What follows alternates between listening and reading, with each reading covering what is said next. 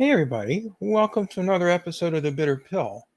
So, originally tonight I had planned on talking about the recent eruption in public of a dispute between Max Blumenthal and Ben Norton, current and former journalists at the Grayzone, respectively. But given events that have obviously captured the world's attention taking place in Israel and Palestine since early yesterday morning, our time here in the United States, I decided instead to focus on that and leave various other topics that I've been meaning to discuss for some other time.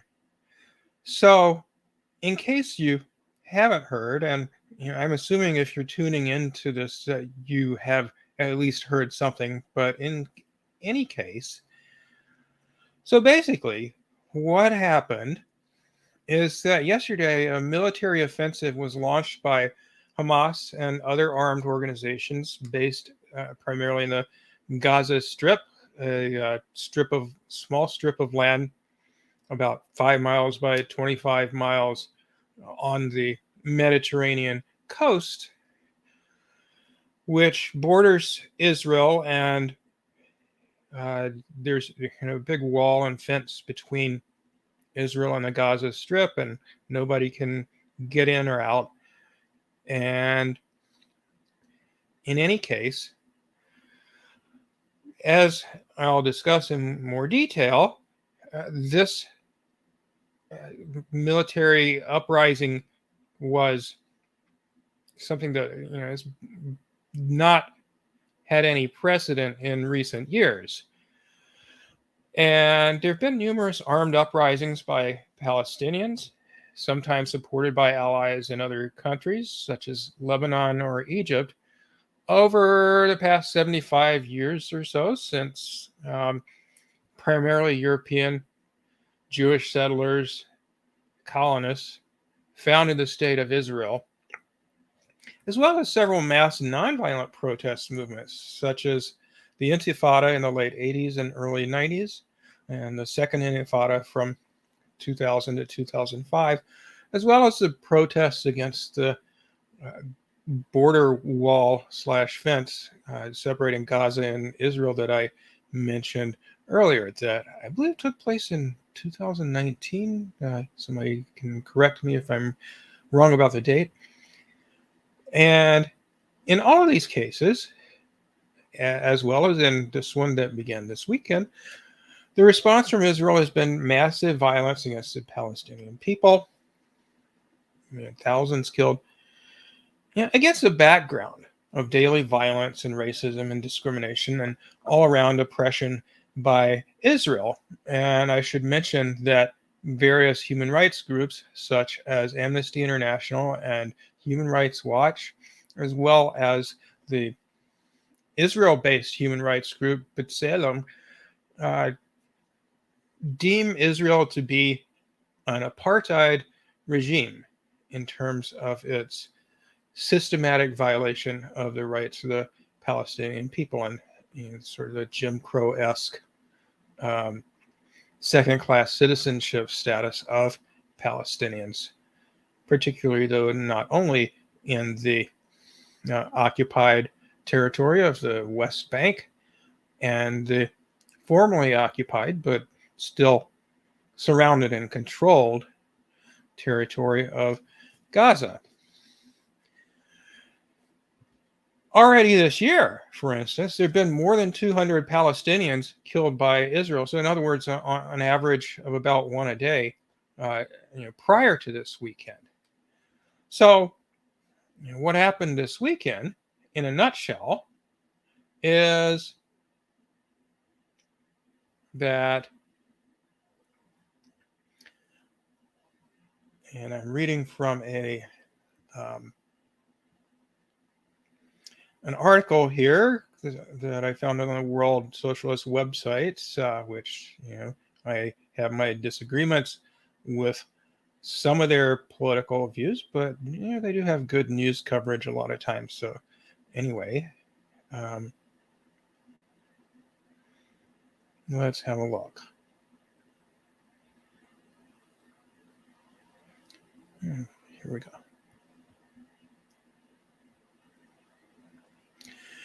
On Friday night, their time, Palestinian forces in the Gaza Strip launched a surprise attack, or I guess it would be Friday night our time, sorry, firing a rocket barrage and attacking Israeli forces surrounding the Gaza Strip.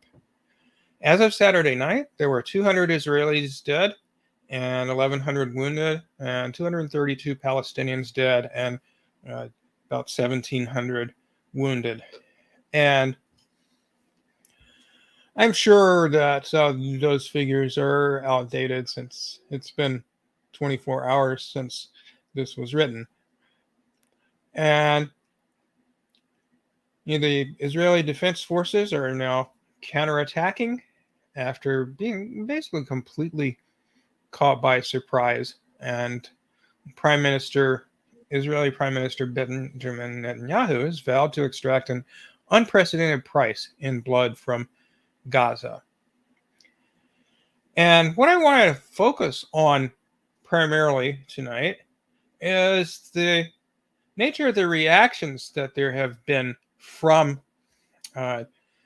people in the West, in particular, people who you could roughly characterize as having left of center politics, ranging from liberals like Justin Trudeau, the Prime Minister of Canada, or Governor Kathy Hochul of New York, to even quite politically radically folks like Cornel West, and just kind of critique their reactions to these events.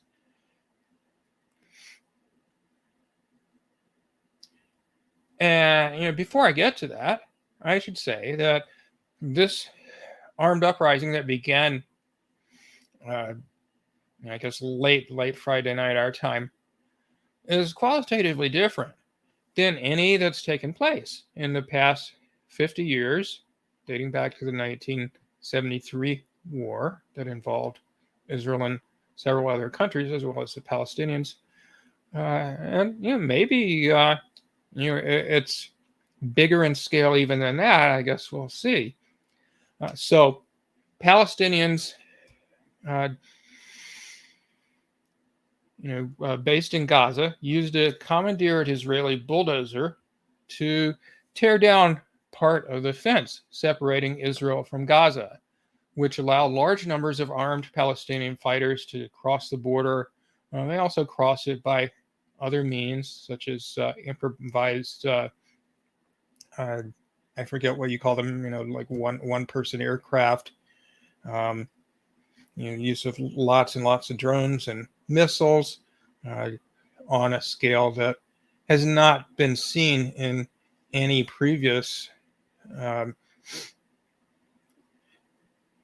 Palestinian attacks on Israeli armed forces. So these missiles and drones rain down on military installations to an unprecedented degree, doing lots and lots of damage. Several settler towns and settlements near the Gaza border, as well as an Israeli military base, were captured. And hostages were taken.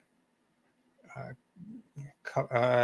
think I heard like 160 hostages. Most of them were members of the IDF, the Israeli army, Israeli Defense Forces. And they included an Israeli general. And all of this happened in an era where surveillance is so technologically advanced that neither side in the ongoing war in Ukraine can so much as sneeze without the other side detecting it. And yet Israel was apparently taken completely by surprise. And let me just show you, a video of the bulldozer. I'm not sure how they got a hold of this. Let's see where. Oh.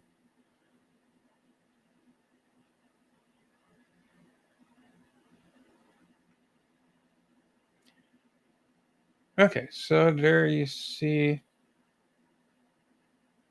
part of the fence is already down, and they're clearing out more of it. So during the you know, civil disobedience protest in 2019, involving thousands of people who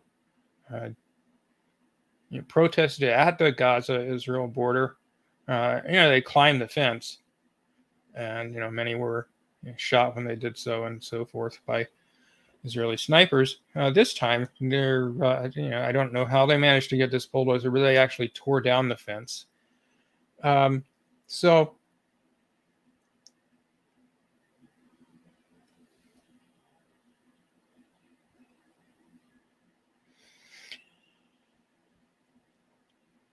as I said, what I want to focus on this discussion is problematic reactions from Westerners who, in some sense, are left of center politically.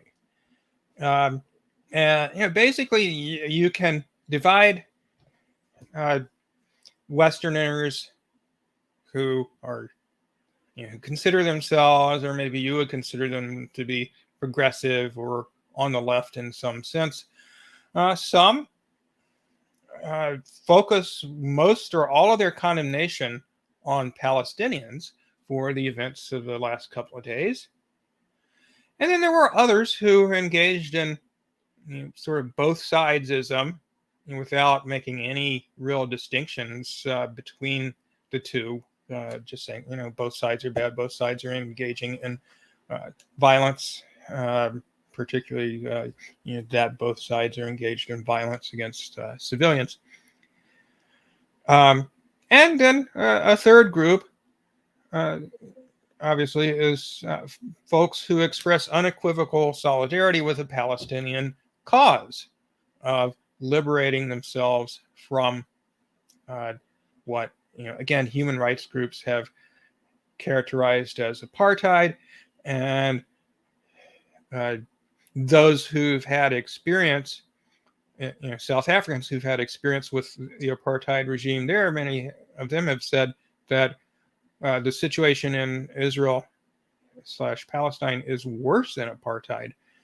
So anyway, there's this third group that say, the Palestinian cause is just, and they may or may not be vocally critical of actions on the Palestinian side that violate internationally recognized human rights. So let me read some examples that I came across.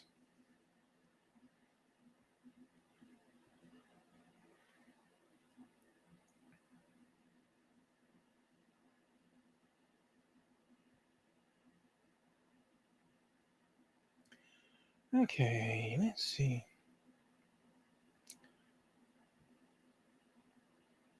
So Bernie Sanders said the following: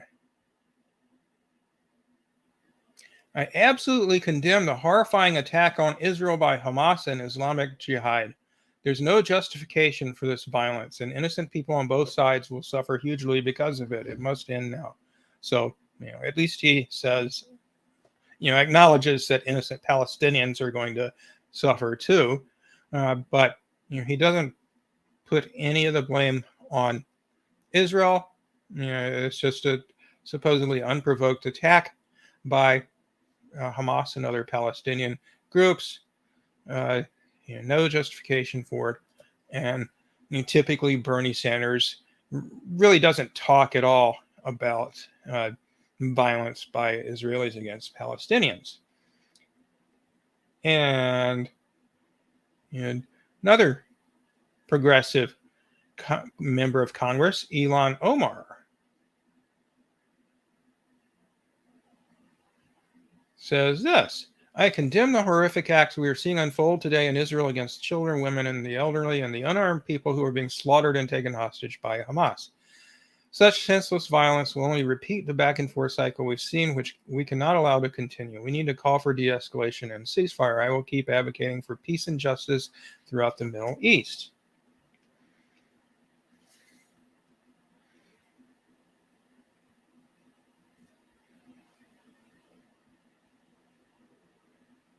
Ayanna Pressley, same thing. These devastating attacks on Israelis are deeply alarming, and my heart breaks for the victims and their loved ones.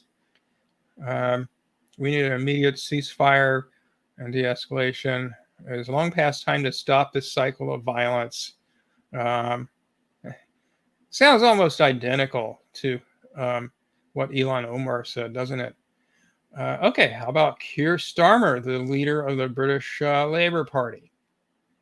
He says, I utterly condemn the ongoing attacks on Israel and her citizens. There is no justification for this act of terror, which is being perpetrated by those who seek to undermine any chance for future peace in the region. Israel has a right to defend herself. No mention of any attacks that have taken place over the last 75 or so years by Israel on Palestinians or other Arabs, including just a few days ago, Israeli bombings of a military training academy in Syria during a graduation ceremony. So there were tons of families there, about 100 killed. There's constant Israeli bombings of Damascus. It is totally unprovoked. And of course, ongoing Israeli violence against Palestinians that has killed a bit over 200 up until earlier this week. All right, let's see who else we got.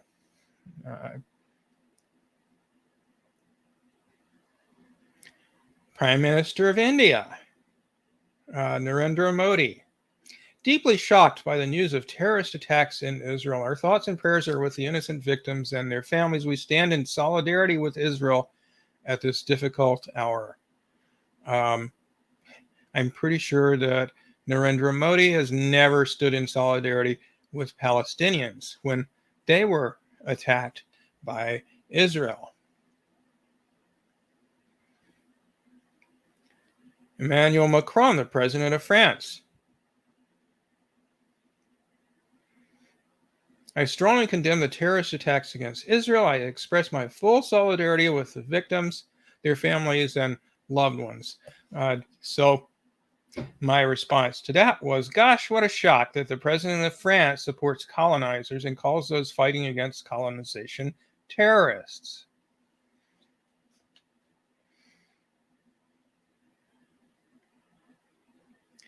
Governor Kathy Hochul of New York just today said, just spoke with Israeli President Isaac Herzog to reiterate our unwavering support for Israel, offer condolences for the hundreds of lives lost in these horrific attacks, and discuss the safety of New Yorkers who are currently in Israel. We stand united today and every day.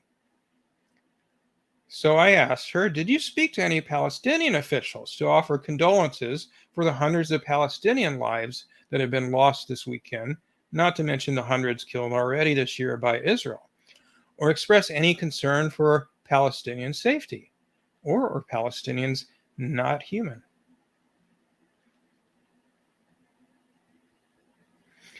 Justin Trudeau, the Prime Minister of Canada, says, Canada strongly condemns the current terrorist attacks against Israel. These acts of violence are completely unacceptable. We stand with Israel and fully support its right to defend itself. Our thoughts are with everyone affected by this. I think he probably means every Israeli affected by this. Civilian life must be protected. Okay, well, what has Mr. Trudeau been up to lately? I wonder.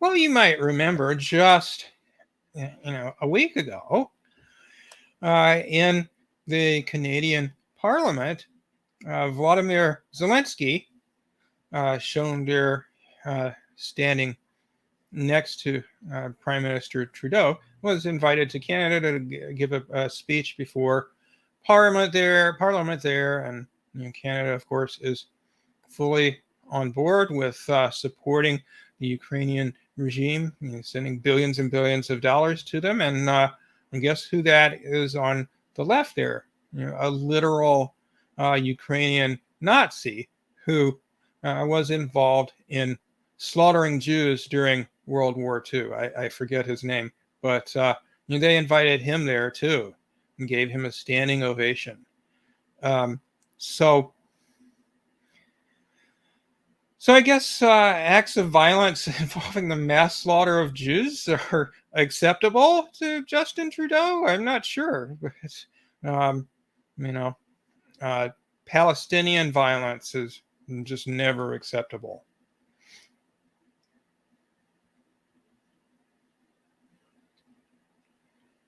Okay.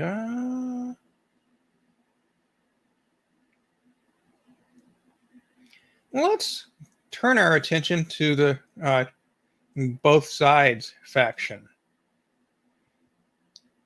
So Jean-Luc Mélenchon, the leader of the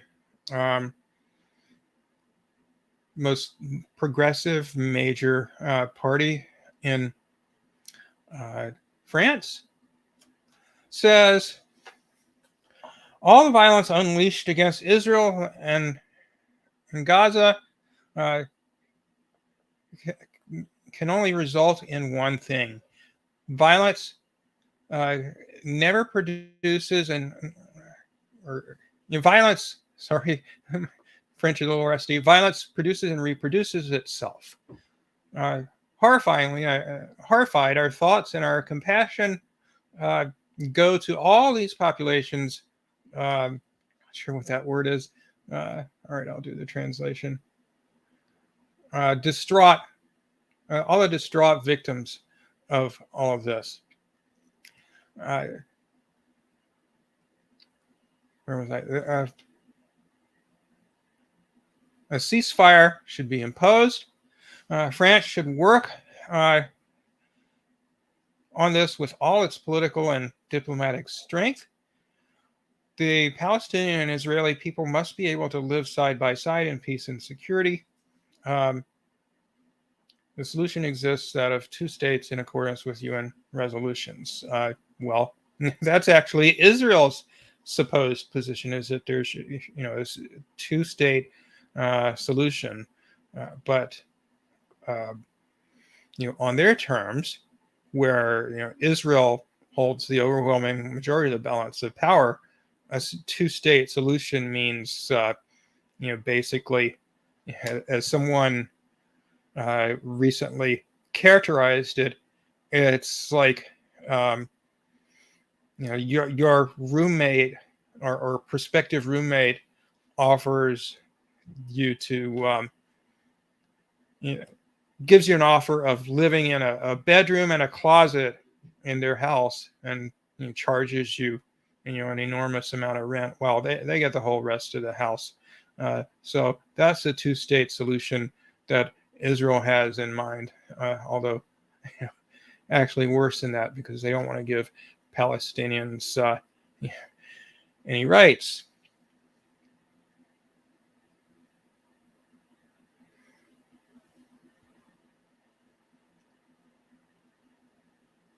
Oh, I'm sorry, I forgot to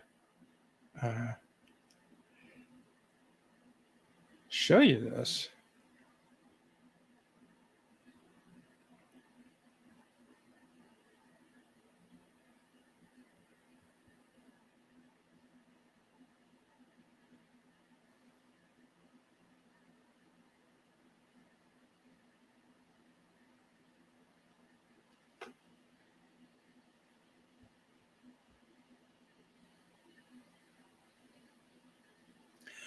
Belgium strongly condemns the massive rocket attacks against Israeli civilians. Violence and terror only perpetuates suffering and hinders the path to dialogue. Our thoughts are with all of those affected. Blah, blah, blah, said Belgian Foreign Affairs Minister Haja Labid.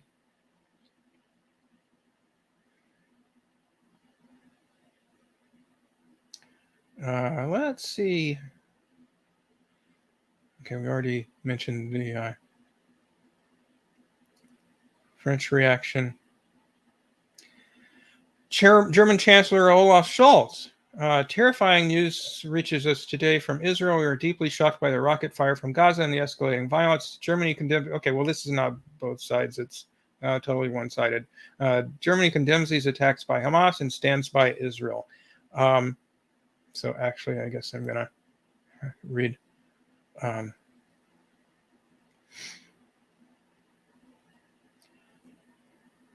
Let's see. More of the two sides reactions, or one-sided reactions. German Foreign Minister Annalena Baerbock said the odious violence of Hamas against civilians in Israel is unprecedented and unjustifiable. This terrorism must stop immediately. Israel has our full solidarity. And if you don't know, Annalena Baerbock is a member of the Green Party, the supposed progressive, peaceful party, which actually supported the war in Iraq. So the Green Party in Germany sold out a long time ago.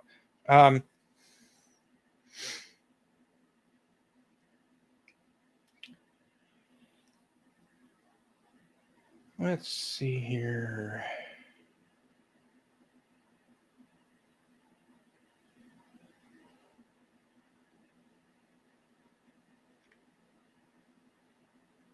All right, here's one that I was pretty disappointed by, given that I'm a supporter of Cornel West's campaign.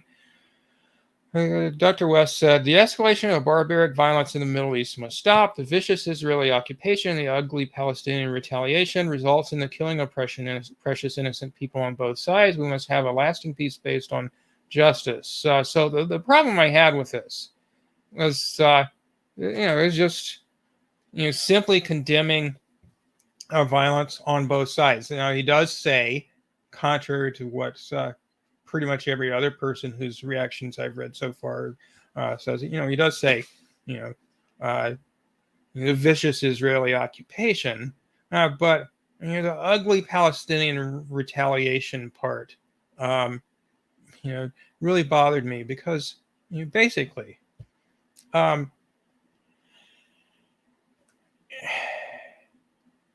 anytime people who are oppressed try to fight against their oppression,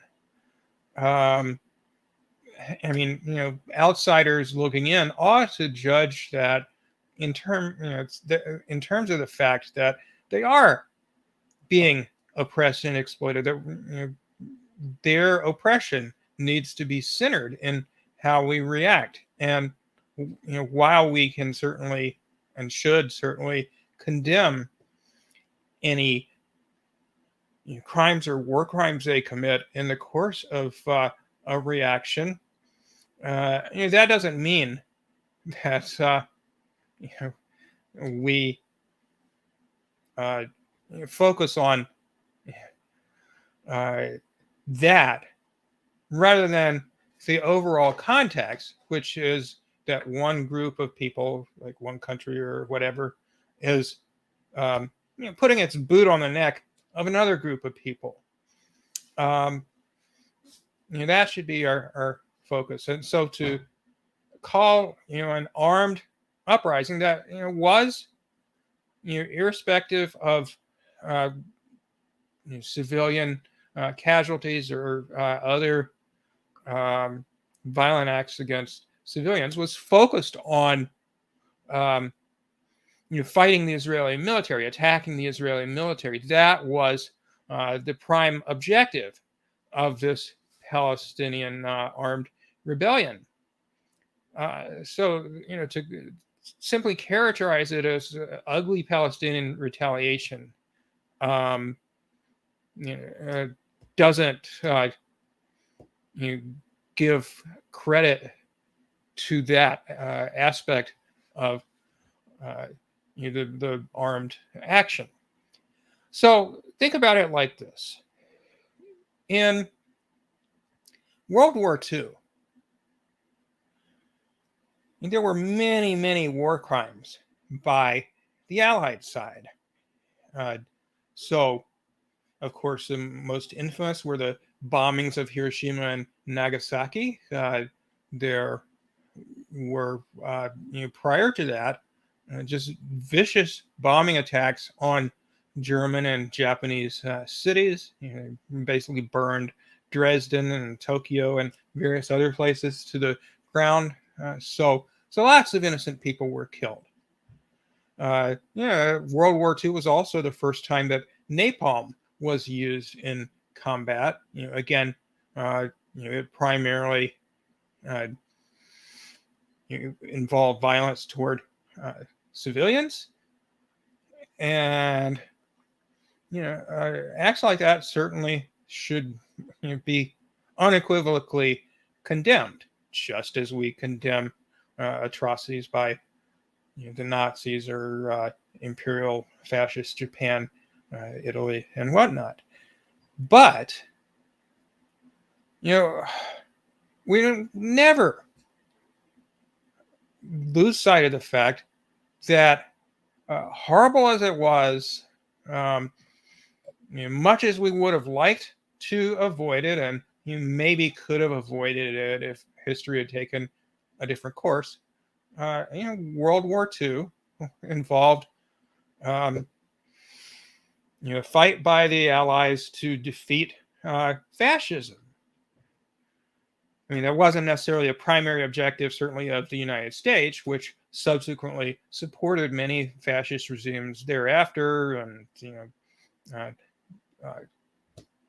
worked with Nazi war criminals afterwards. Brought many of them to the United States and so forth. But anyway, the point is that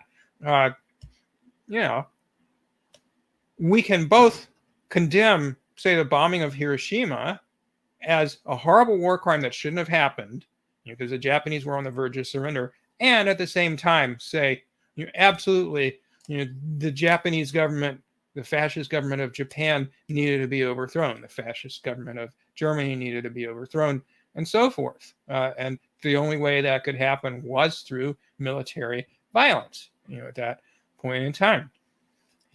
Similarly,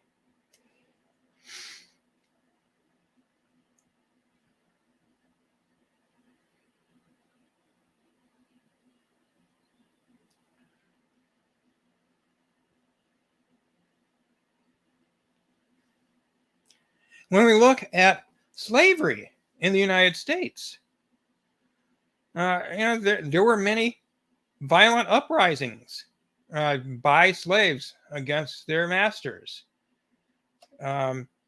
Ultimately, a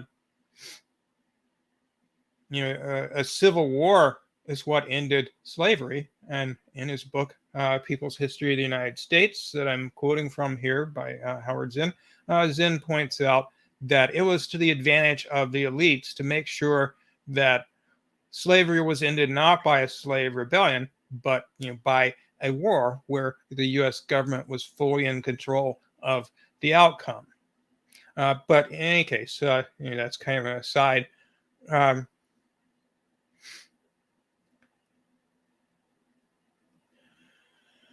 Slave revolts in the United States were not as frequent or as large scale as those in the Caribbean islands or South America, but they did take place pretty frequently. Probably the largest slave revolt in the United States took place near New Orleans in 1811. 400 to 500 slaves gathered after a rising at the plantation of Major André. Armed with cane knives, axes, and clubs, they wounded André, killed his son, and began marching from plantation to plantation.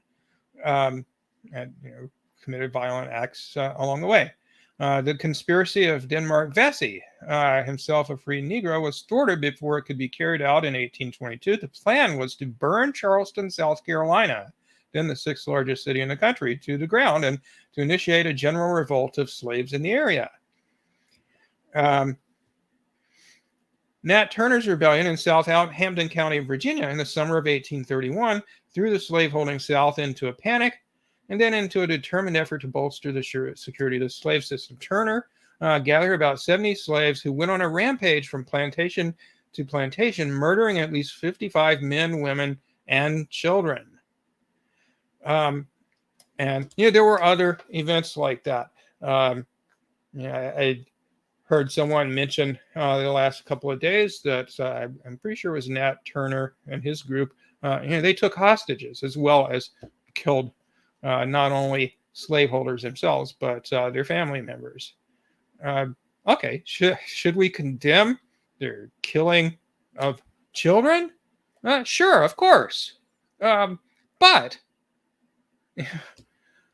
are we thereby going to conclude that because some slaves who rebelled killed innocent people, that their cause of trying to liberate themselves from slavery was not just?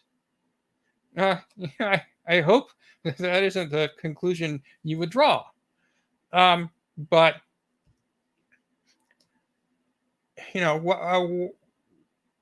why is it different in in the case of Palestinians trying to liberate themselves from apartheid? Or why is it different in the case of ethnic Russian residents of former Eastern Ukraine calling for help from the Russian government because the Ukrainian army was about to invade the Donbass region of Eastern Ukraine and go on a rampage there, on a vastly larger scale than the slave rebellion in Southampton County, Virginia. They already for 8 years prior to the beginning of to Russia's entry into the conflict in Ukraine, they'd been killing innocent civilians, 13,000 people altogether, about half of them civilians, over the last 8 years since the 2014 coup, solely because they didn't want to be part of this sort of fascistic, they didn't want to be part of Ukraine anymore because Ukraine had this unelected, came to power in a coup, fascistic government that hated Russians, which, if you don't know, Russians are one of the ethnic groups that Nazis have always hated. They killed 27 million Russians and members of other Soviet republics during World War II. Part of that was motivated by ethnic hatred. So does the fact that violence has occurred in Palestine by Palestinians against Israelis who haven't perpetrated any war crimes themselves, does the fact that violence is unjustified and constitutes a war crime, does that invalidate the Palestinian cause? Well, I don't think so. They are oppressed in virtually every way.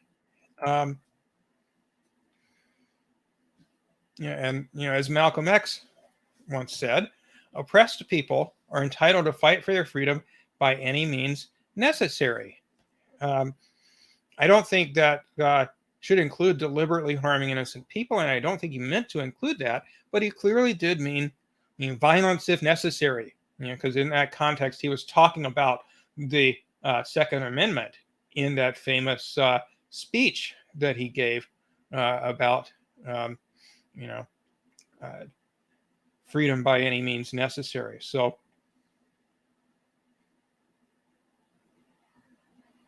let me just give you a look at precisely what he said.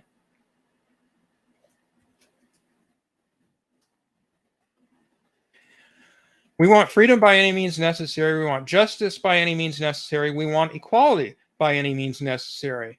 So, the Palestinians have neither freedom nor justice nor equality.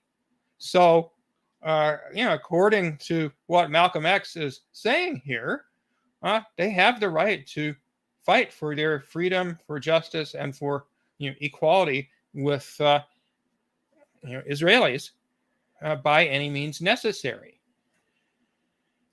And if you don't share that perspective, then are you respecting the humanity and the human rights of everybody involved? So what is a humane and compassionate reaction to events in Palestine, as opposed to the reactions we saw from people like Justin Trudeau and New York Governor Kathy Hochul, and certainly people like Donald Trump or Marjorie Taylor Greene? Oh, I should give you a look at that just briefly. So we'll go over here to the tab that says right-wing lunatics.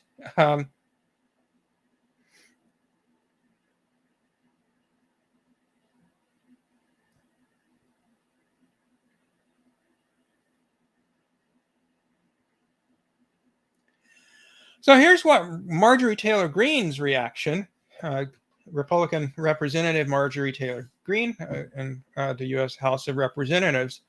Here's what her reaction to events over the weekend in Israel, Palestine was. And you remember, or if you don't know, I'll tell you, Marjorie Taylor Greene is very much against the war in Ukraine. Or U.S. backing for the proxy war in Ukraine, where we're giving them all the money and weapons along with our European allies in NATO, and Ukrainians are doing all the fighting and dying.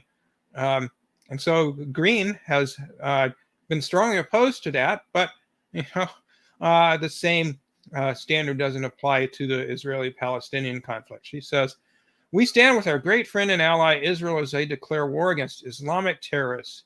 Over 1,000 Iran-backed Hamas terrorists invaded Israel, slaughtering Israeli citizens right at the end of Sukkot, the Feast of Tabernacles. Make no mistake, this is Islam's holy war, and their ultimate goal is to wipe out all of Israel. America will not allow it."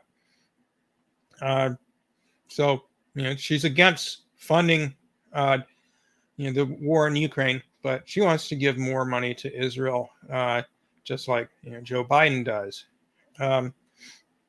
May God protect Israel, she says. So no empathy whatsoever for Palestinians and the suffering and death that they've undergone. As far as she is concerned, but also as far as people like New York Governor Kathy Hochul or Justin Trudeau, who apparently loves Nazis, or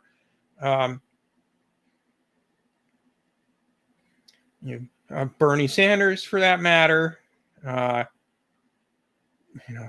various other people, Prime Minister Modi in India and so forth. They have no sympathy whatsoever for Palestinians. They really don't seem to regard them as full human beings. And that's the problem that I have with all these people.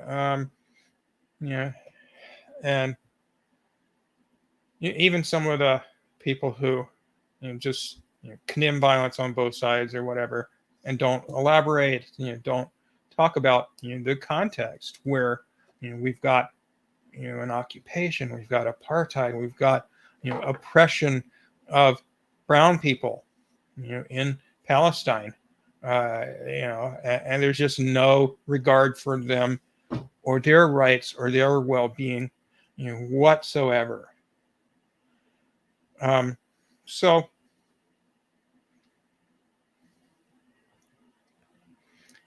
that, in a nutshell, is what I wanted to say here. And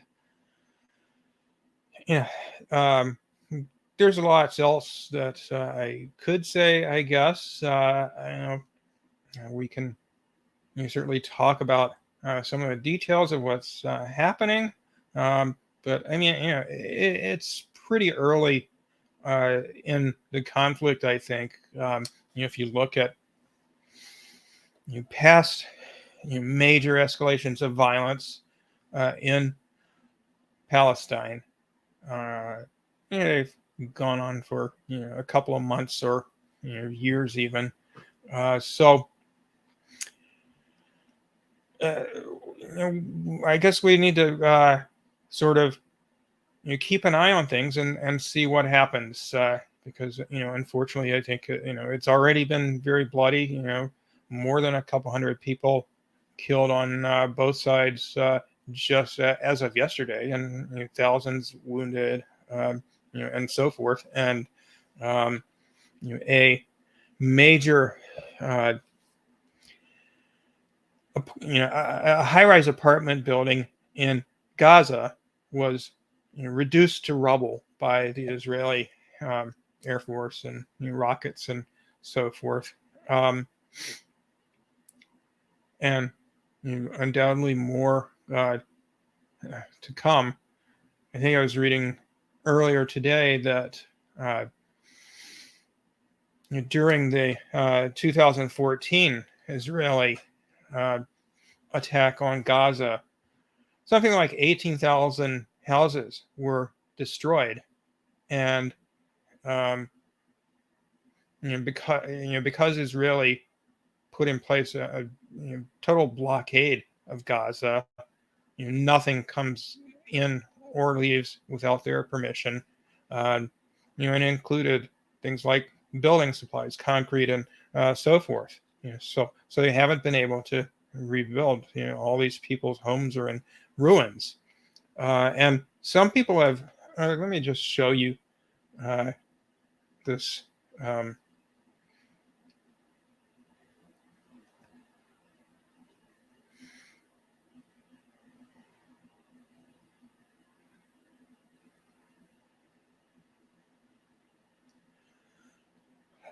This is really attack.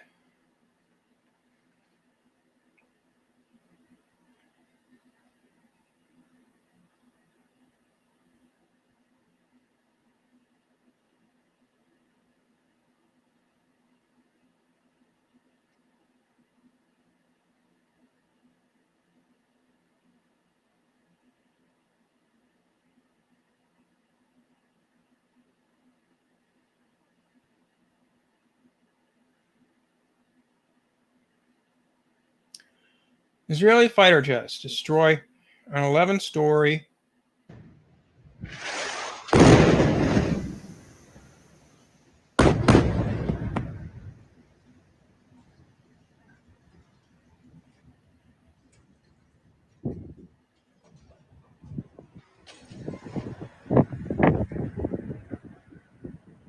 This is an apartment building, second biggest building in Gaza City,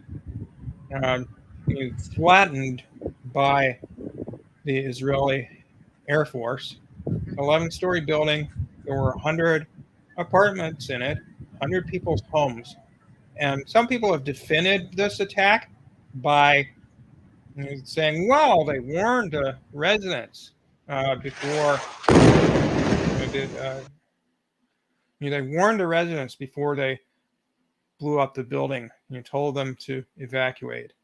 I mean, would you be okay with someone blowing up your house as long as they warned you to get out first? Destroyed all your possessions. So obviously that's a war crime, right?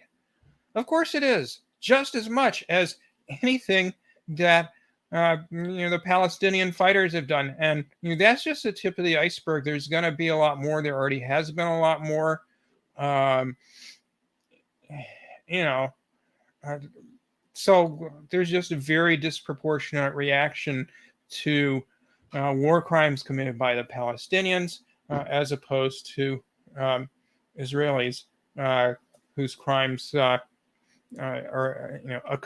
always have occurred since 1948 on a much vaster scale. So it's something like a 10-to-1 difference in casualty rates and vastly greater destruction of property by Israel. So they do things like bulldoze people's houses and or evict, kick people out of their homes or out of the country entirely and take over their house or destroy their olive trees,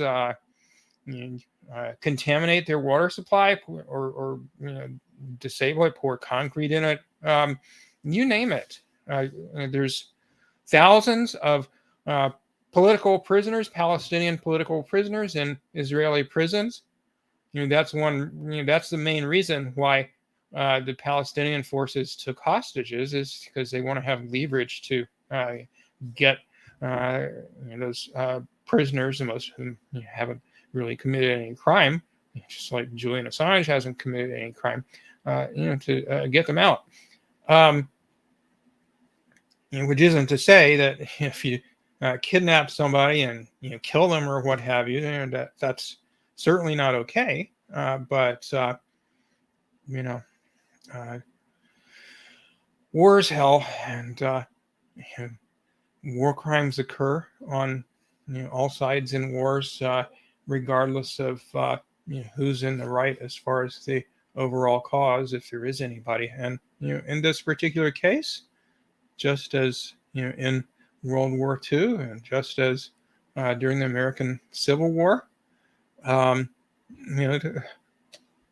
there is a right side, and Palestinians are fighting for their freedom, just as slaves during the 1800s here in the United States, where I live, were fighting for their freedom.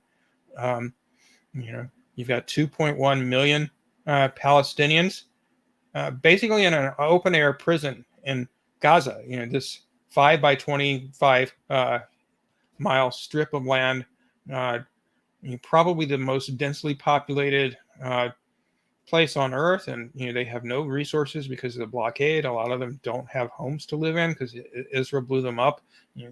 Half the people don't have jobs. They don't have enough food. They don't have access to clean drinking water in many cases.